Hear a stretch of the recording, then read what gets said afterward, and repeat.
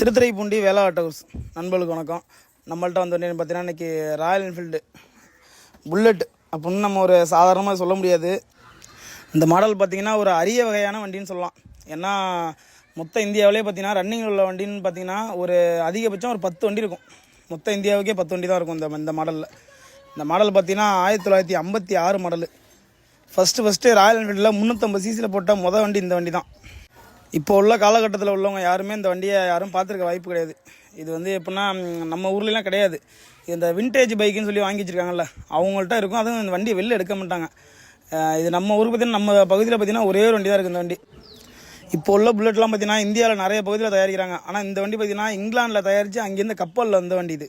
எல்லா புல்லட்டுமே பார்த்திங்கன்னா பேட்டரி இல்லாமல் வண்டி ஸ்டார்ட்டே ஆகாது. அதாவது ஓல்டு புல்லட்டாகவும் சரி லேட்டஸ்ட்டாக இருந்தாலும் சரி பேட்டரி இல்லாமல் வண்டி ஸ்டார்ட் ஆகுது. ஆனால் இந்த வண்டிக்கு பார்த்திங்கன்னா இந்த வண்டிக்கு பேட்டரி கிடையாது, காயில் கிடையாது, எதுவுமே கிடையாது. இது எப்படின்னா ஒரு ஜென்ரேட்டர் மாதிரி ஸ்டார்ட் ஆகும் இது.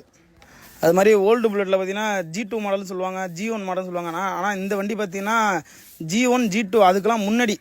இதுக்கு என்ன மாடல் சொல்லுவாங்கன்னா G மாடல்னு சொல்லுவாங்க.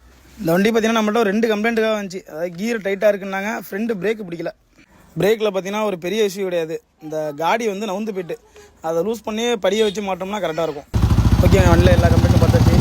வண்டி ரொம்ப நாள் கடந்ததுனால டீகம்ப்ரஷன் ஆகிட்டு ஃப்ளக்கில் ஆயில் அடிச்சுட்டதுனால கொஞ்சம் புகை வருது.